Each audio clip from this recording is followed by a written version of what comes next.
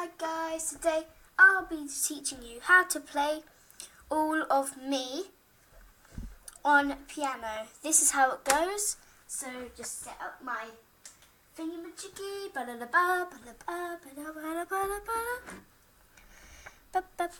Okay, it should sound like this.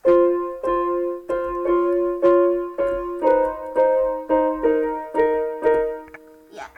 It sounds quite hard, but it's actually simplicity. Watch. So first, you're going to want to put your finger on these two and repeat it 3. 1, 2, 3.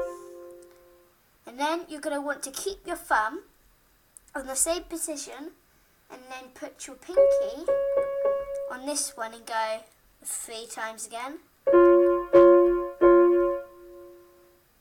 And then move that, like everything turning around, and put your 2 hands on these.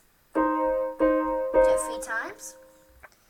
And then put your pinky on here. And then together.